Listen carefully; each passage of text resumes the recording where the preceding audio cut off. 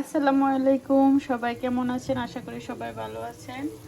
আমাদের ঈদের দ্বিতীয় দিন, বাংলাদেশের ঈদ আজকে, আর আমাদের দ্বিতীয় দিন ঈদের। তো আমাদের গরুর মাংস এখনো আসেনি, আজকে নিয়ে আসবে। তার জন্য আমি এই তো করতেছি, রুটি বানাইতেছি। এখানে চালের আটা 3 কাপ আর ময়দা 2 কাপ নিয়েছি। আর এখানে হলো 2 গ্লাস পানি, এর সাথে লবণ আর তেল দিয়ে দিয়েছি। এখন ফুটছে পানিটা, এখন আমি এই গুঁড়োগুলো অ্যাড করে একটা কাই বানাবো রুটির। আমি চুলার আঁচটা মিডিয়াম করে কাইটা একটু সিদ্ধ করতে দিছি। এই তো আমার রুটির কাইটা রেডি। এখন আমি এটা ভালোভাবে ডলে নিব ঠান্ডা করে। আমি রুটির কাইটারে ভালোভাবে মালিশ করে এখন এরকম গোল গোল করে রুটি বানানোর জন্য রেডি করছি। এখন রুটিটা বেলে নিব।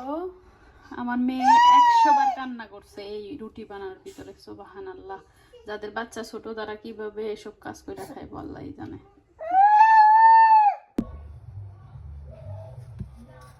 এখন আমি রুটিগুলো বেলে নিচ্ছি। আমার মেয়ে কোনো রকম ঘুমাইছে, জানি না কোন মুহূর্তে আবার উঠে চিল্লানি শুরু করবে। আমি 3 ঘন্টা ধরে এই কাজই করতেছি, রুটির পিছে আছি আমি। এই তো রুটিগুলো বেলতে বেলতে দাদির কথা অনেক মনে পড়লো। কোরবানির সময় আমরা যখন 7-8 বছর বয়স, আমরা যৌথ ফ্যামিলিতে ছিলাম, তখন সব চাচারা চাচিরা চাচাতো ভাই বোনেরা মিললে আমরা একসাথে এই কোরবানির ঈদ অনেক আনন্দ হতো। বেশি ঈদ রোজার ঈদের চাইতে আমার কাছে কোরবানিটা অনেক পছন্দের ছিল, কারণ অনেক রুটি বানাইতো আমার দাদি। দেখতাম 5-6টা মানুষ নিত, নিয়ে ওদের হাতে রুটি বানাইতো, সব কিছু কি অন্যরকম একটা আনন্দ ছিল। আর এখন একা একা, আর সবাই মিলে খাইতো অনেক মজা লাগতো। কতগুলা কইরা এক একজনে রুটি খাইতো, মাংস খাইতো। প্রথমে গরুটা জবাই দিয়ে আগে মাংস ফাটাই দিত রান্না করার জন্য, তারপরে সব মাংস আস্তে আস্তে বাসায় আনতো। এই মানুষগুলো মরে যায় আর স্মৃতিগুলো রয়ে যায়। কষ্ট কইরা 5টা ঘন্টা লাগে আমি রুটি বেললাম, আর আমার ছেলে এদিকে রুটি ও বেলবো আবার নিজে। আমি একটু ওইদিকে গেছি, কি অবস্থা করছে, যা রুটি খামুই না। ফাইনালি মাংস আসছে, এই যে আলহামদুলিল্লাহ, মাশাআল্লাহ মাংস।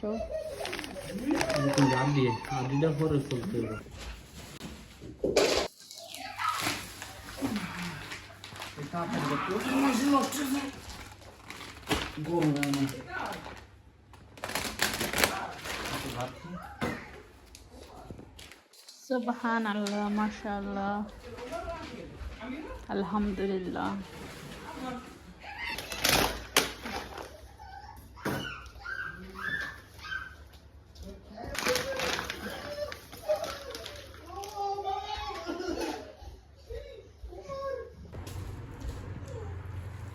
এটা মাংস।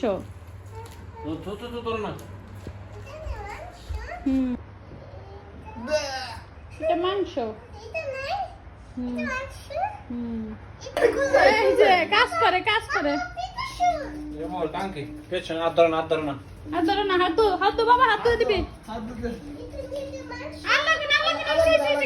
এখানে আমি মাংস বসায় দিছি।